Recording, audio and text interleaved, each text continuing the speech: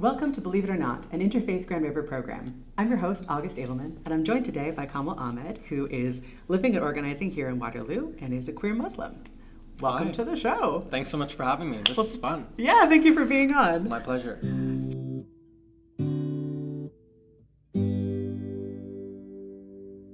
So, tell me a little bit about yourself. Who are you out in the world? What do you like to do? Thanks. Yeah, appreciate the open introduction. My name is Kamil. I use he, him pronouns. I get to live here in Kitchener-Waterloo on the Haldeman Tract and have been here since 2015. I came over from the GTA for school and never left.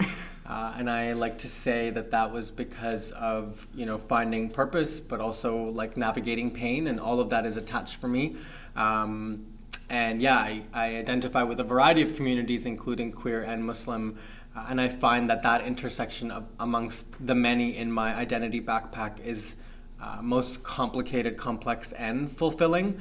And so I'm super amped to be here to talk about that and more.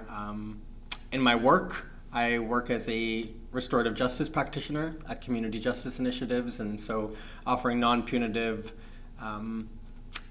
restorative and transformative processes in the face of crime, conflict, and harm, with recognition that punitive approaches do not undo and cannot untangle deeply entrenched ideas and discrimination. And so that work is really anchored in, a way of being, not just a series of practices or a philosophy. And I like to believe that that's also been the gift that's allowed me to live at multiple intersections in my own identity. The ability to hold multiple truths, the ability to move through dialogue, to walk through pain and get to the other side, discovering purpose. I also get to organize things at Community Fridge KW, downtown Kitchener, which is a 24/7 public repository of fresh foods, menstrual products, and more that a few of us started, during COVID, and is a constant reminder to me about how competent community can be and how abundant it is, but what we're missing is systems and networks of decentralized channels of care. So this to me is like a beautiful manifestation of what it looks like for community not waiting for some sort of central authority or some magical shift before it arrives to itself and journeys alongside difference. So yeah, thanks for having me. Beautifully put. Your work is so interesting, and we've had other folks on the show who've I know worked with community justice initiatives and speak very highly of it. So it's great to hear your perspective. Thank you. Thanks for having it here. So tell me a little bit about your backstory. Whatever you feel comfortable sharing. Please share. Yeah. Thank you. Wow, backstory. This is like an invitation for subtext and the preface of the book. Yeah. And so I appreciate that context is super important. I was born and raised in Pakistan, originally from a city called Karachi, which is very well known as a commercial capital of the country, and immigrated to Mississauga with my given family in 2004. And so I was only 7 years old and yet remember it so vividly. And we landed in Mississauga, and I, grew up there and moved through the school system there and navigated a whole lot of conflict. I like to say that I didn't arrive to the work that I get to do now because of a degree or a credential. I got there because I think I've been speaking the language of conflict long before, English or my mother tongue or Urdu. And that's because of what was in my backpack, my identity backpack. And so, not only navigating immense cultural shock with immigration, and also navigating identities that were in conflict with one another. And so what does it look like to be an immigrant in an environment that's telling you to not be, but then you go home and being told that now you've become too white, so to say, and so you're constantly not enough or too much. And so there's this experience of living on extremes. Too brown for this space, too white for that space, too Muslim for this space, too queer for that space, and never enough. And so I think navigating that as a young person, characterized by immense and intense amounts of bullying and, familial abandonment and trauma, I'm constantly shocked that I'm still here. And I think that to me is like the reminder of that there's probably a reason or a variety of reasons, and it's my job to discover that and lean into that. And so I've been on that journey of discovering that and leaning into it for quite some time now. but arrived in Waterloo Region in 2015 to go and study at a university I knew very little about, and only because I thought that's what I needed or supposed to do. And navigated new forms of conflict there, the ability to be away from home and have freedom, and at the same time feel as though something is losing or gripping or washing away from you, experiencing, my own race and ethnicity as like in flux with my need to assimilate for survival. And anyway, and all of this is in the absence of safer or community spaces that felt like home. And so a lot of it was navigated alone in isolation. Even surrounded by people, it was very lonely. But to get to the other side of it and then experience a pandemic, graduating in 2020, on a random Tuesday night by shutting off my laptop, so ceremonial, 4.5 years coming to a close just like that, was cathartic. Because it felt viscerally like the end of something and the beginning of something else that was unknown. And so COVID was awful and malicious and still is. And at the same time, my ability to hold multiple truths enables me to recognize the necessity for slowness. Not that COVID should have had to remind us of that, but that is critical to human peace and belonging, to slow down and to connect deeply. And so that's when I started walking around the community and recognized things that I had only studied in school. And so, mutual aid projects like the Community Fridge were born, and was adamantly seeking for queer Muslim or progressive Muslim communities. It had been several Ramadans alone and several Eids alone. And not that there isn't access to Muslim community. It's just been this super vivid and visceral reminder that not all kinfolk are not all skinfolk are kinfolk, and not every space that is made for a part of you can hold all of you. Yeah.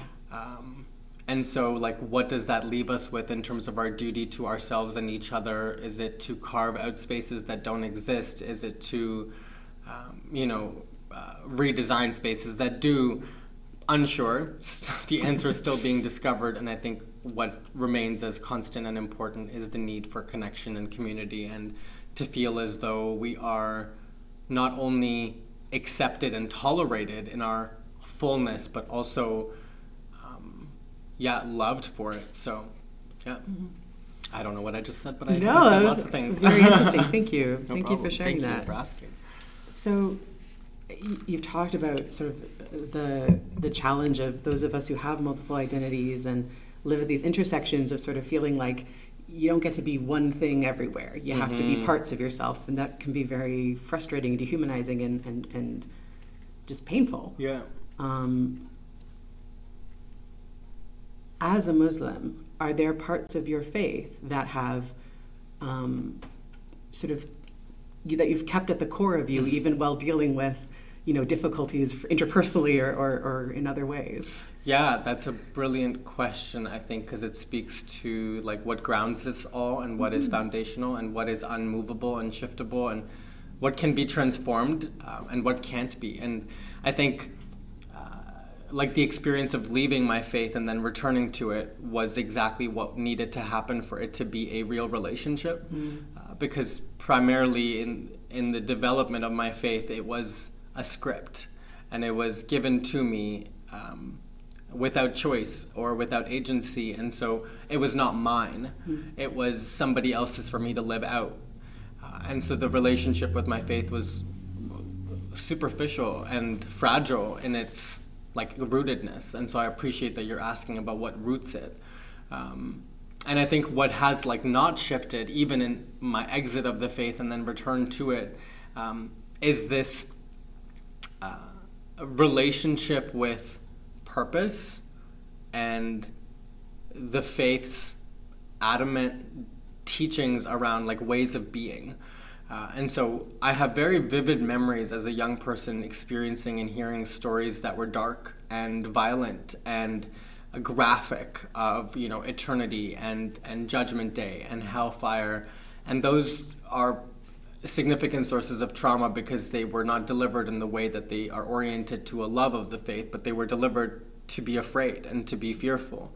And I think that did something to me as a young person. It made me mad. It made me broken and angry, and then in response to that, I was painted as further evil, as though something had taken over me, as opposed to something was ripped from me. And I think what was ripped from me was this innate orientation to love that I think humans are born with. And so what grounds it is what, to me, the faith is about, which is not just unique to Islam, but a variety of faiths, if not all faiths, but this relationship with a greater purpose. And that greater purpose not being any one principled thing, but this recognition that we are both a part of and a part away from this greater being. And so it is our responsibility to find what our relationship to purpose is. And also, like I was saying, the faith's adamant disciplining around how we walk this earth, and what our role is to each other, to ourselves, and to all of creation, which includes the land and all that inhabits it.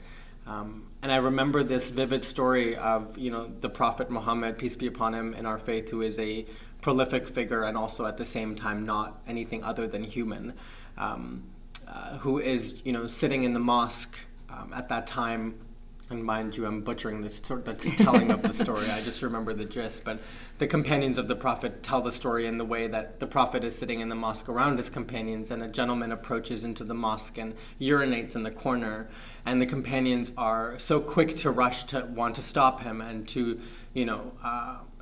stop what was perceived as a awful, unsacred act. And the Prophet, peace be upon him, tells them to stop and tells them to let him finish. And then once he has finished, we will invite him into our circle and we will get to know him. And that story, to me, I think back then was, one of the stories that you're told to fall in love with this character, to want to journey alongside this fictional story. I think over the years, though, that story has reemerged as something so potent for me in terms of how I've been shaped to walk this earth. And that is with,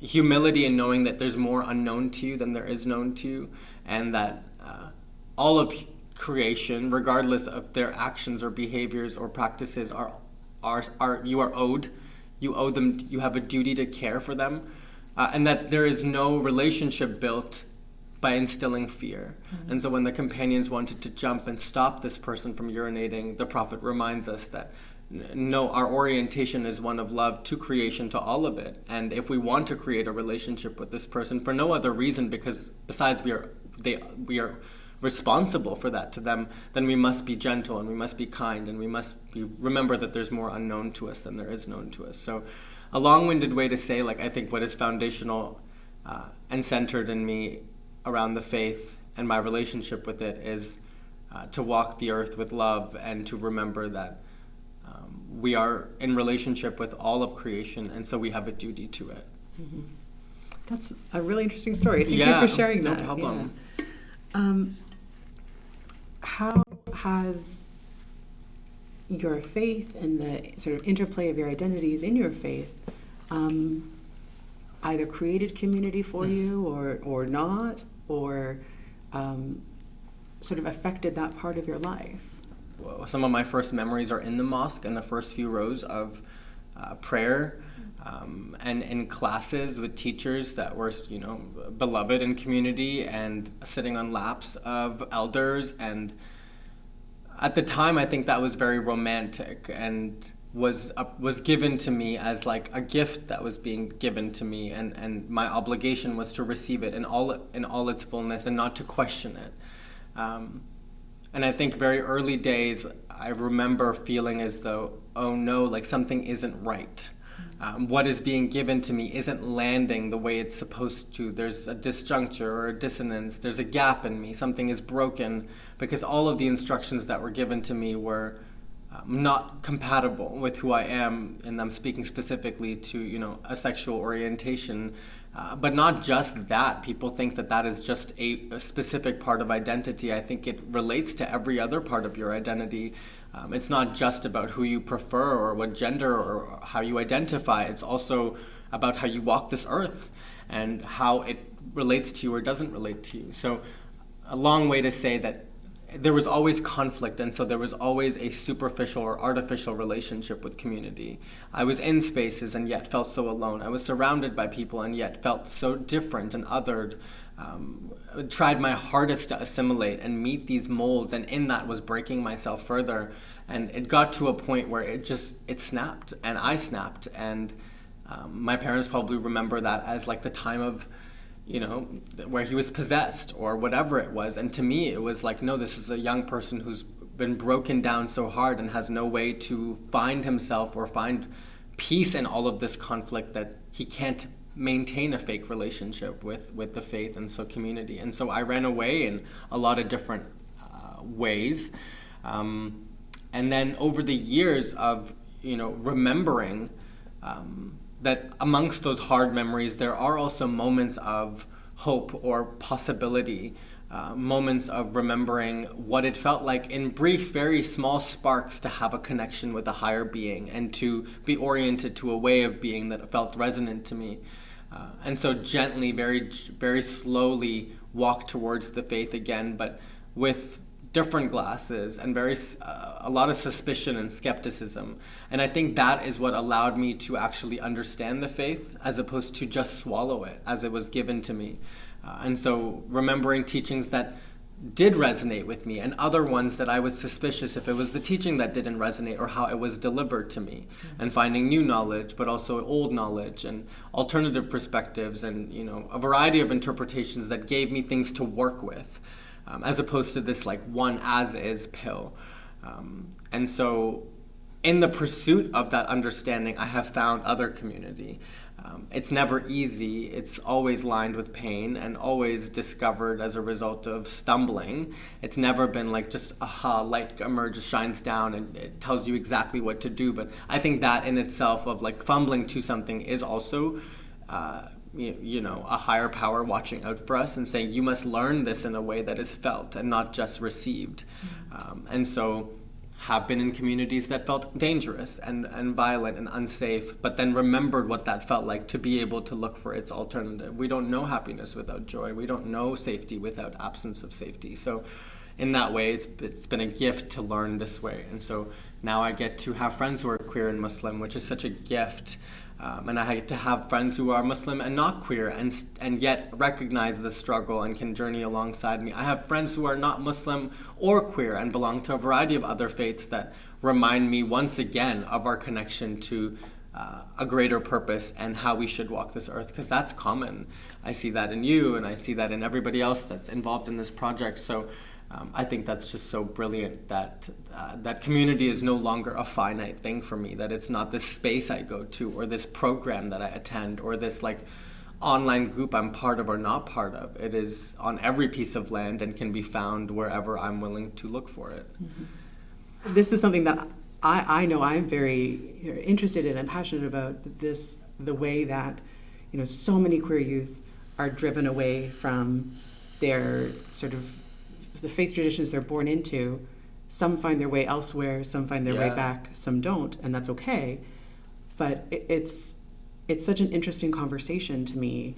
Yeah. And I have so many vivid memories of having these conversations, especially, when I was younger, of people talking about, the religious trauma that can come from being queer in these spaces that don't seem to know you exist, or if they do, see you as something other than what you are. Yeah, well said. And so thank you for sharing that. Oh, no, thanks for holding that. I think part of what makes it such an interesting conversation is that it's so critical, foundational, massive, and yet it's not being had. Mm-hmm. And I can speak, only to my experience with the Muslim community at large, not other, faith communities, because sometimes I'm on the bus and it drives past a church that has a pride flag in it and a message of radical inclusivity, and whether that is practiced and experienced and felt in that space, that's not mine to know, but just the simple act of that visible representation and acknowledgement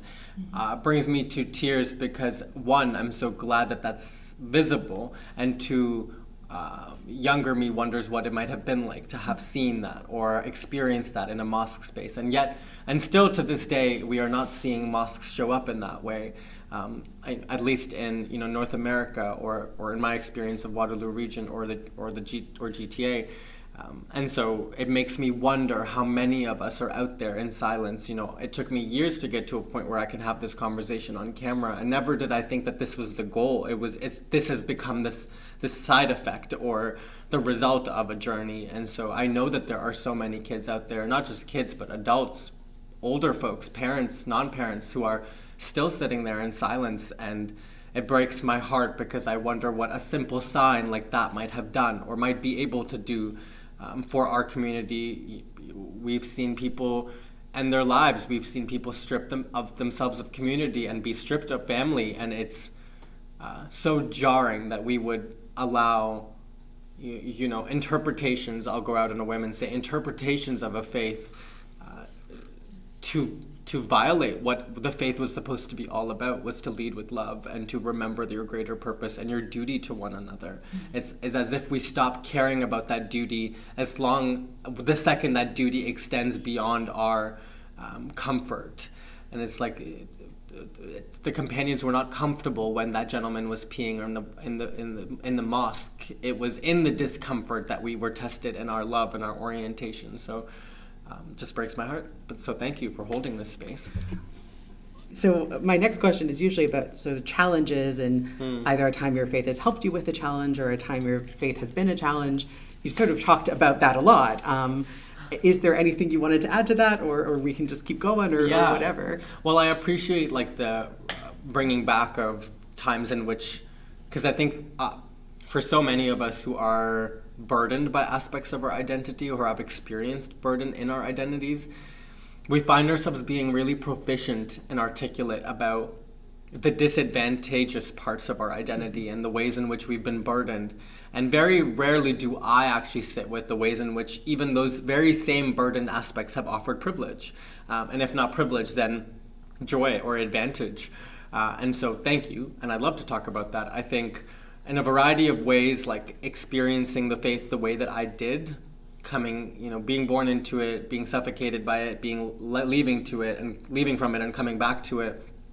I think that experience in itself has allowed me to value community, connection, joy, and celebration and solidarity in ways that is felt.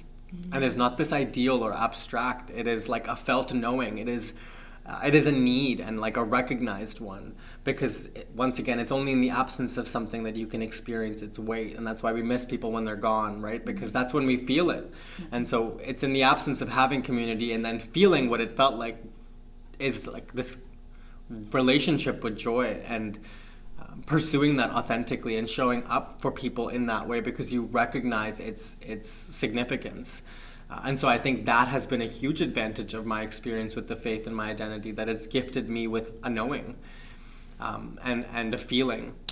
I also think being queer is beautiful and fantastic, and years of thinking I could say that but never feeling it, but now knowing it and feeling it, because I think it is in fact, despite what colonial and Western notions tell us, I think it is in fact a gift, reminiscent of pre-industrial eras and in very rich traditions and cultural practices where people who were other were actually seen as holier or more sacred and as having a deeper relationship with greater powers. And so that's sort of like the reframing I'm doing and finding joy in what has been given to me as opposed to sadness in what was taken from me. And I also think that being Muslim is being in community inherently. And so even on days where it's sad, quiet, lonely, I know in fact that I am a part of a community, even if I am not in rooms or spaces with other people who are in that community. I am a part of something. And I think that in itself is rad. It is rad. Yeah. It is rad, and there's something really special about finding a space that clicks, or finding people who get it, and that feels it can feel divine. Yes. Yeah. Is that what it was like for you to this feeling of divinity, I guess? Yeah, like, oh, you didn't know how isolated you were until you weren't anymore. Exactly. And you remember that so well that you almost never let yourself get there, or if you are there, you can recognize it and know how to get out of it or get back to community. And people say like, oh, you're so good and approachable and relatable. And I was like, I actually think that that's the result of having the absence of that. That you just, I don't know, you know how to show up for people because someone didn't show up for you or because nobody showed up for you. It's, you know how to hold space because space wasn't held for you. And so as controversial as it may sound, my trauma is also my, superpower. Or set of them. That's so tacky. Yeah, because it's funny because it's so trite to say that, right? Yeah, and exactly. it can be very reductive. Yeah, But and harmful. And harmful, absolutely. Yeah. But there is something about, not like the growth through suffering, but like, but that we learn from everything. Yes. Everything is a learning. Is a learning thing that we're doing, right? Like we're such cool little mammals, right? Learning all the time, and even the bad stuff is something we learn from. And it doesn't mean we would wish for it. No. Or wish it on anyone. No, I certainly don't mean to romanticize or glamorize pain. Yeah. I think I've had to make so much meaning out of it, out of the pain and the hurt, that I've come out on the other side like too excited or happy or too joyful. I don't think you're too joyful. I know. I need to say, for the sake of saying it, that it's not to glamorize or romanticize pain, but it's to remember that we have the ability to make meaning, and that even in moments of suffering, there can be meaning that's made that's helpful for you. And so I love that you said we're cool little mammals. I'm so going to use that because we are. Whenever I feel down about myself, I think like, if I was a monkey, would I want some anthropologist looking at me going, oh, that monkey needs to get their shit together? Right? No, like, that's brilliant. We're just doing our best. That's brilliant. But thank you for sharing that. Thank you. So I guess my last kind of question is mostly if there's anything you want to say to the folks at home who might be watching this, some sort of last thing that you were like, I want to cover this. This matters to me. Yeah, thank you. I'll just take a second. Yeah, go for it.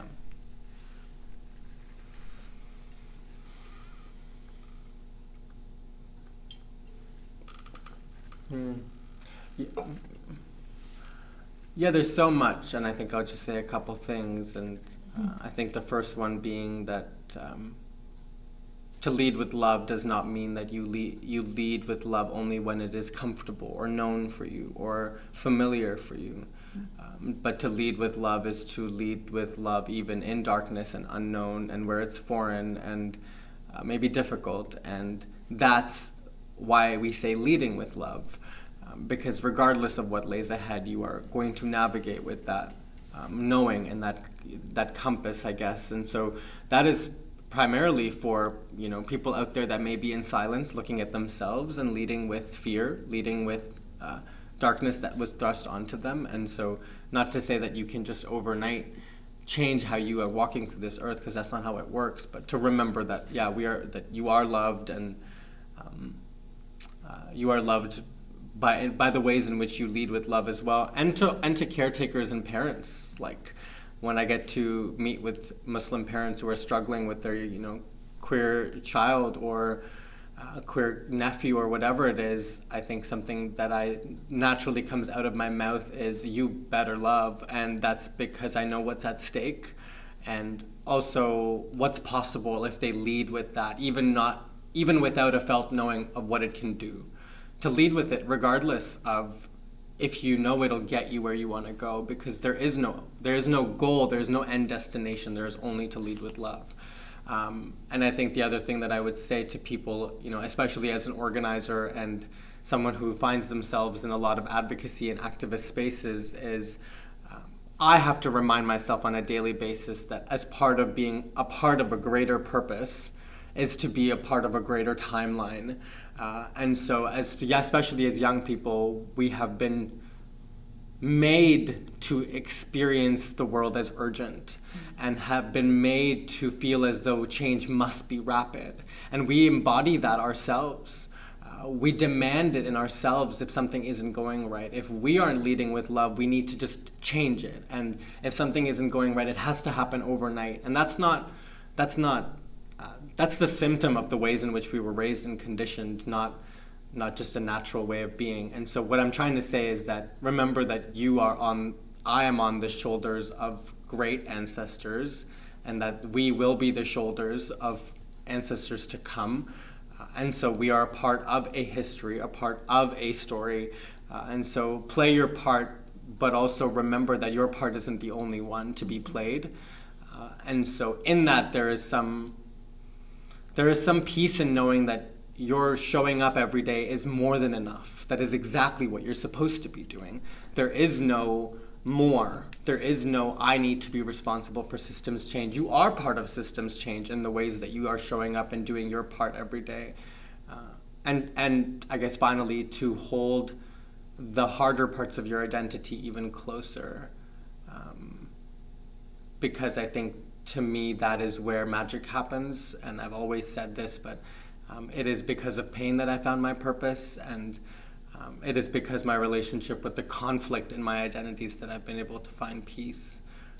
So lean all the way in, I guess. Thanks. Beautifully put. Thank you so much for sharing all that. Thank you for having me. This was, super cathartic and healing in a lot of ways, I think. Well, and I'm sure, there are folks watching at home going like, yes, I hear that, or I see that in my own life or in the life of someone around me. Yeah. As you're talking, I'm like, yeah. Likewise. Yeah.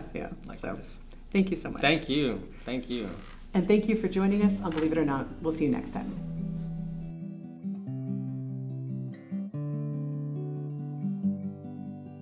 Thank you so much. No, that was really special. Thank you for going the places that you went. Really appreciate talking about that.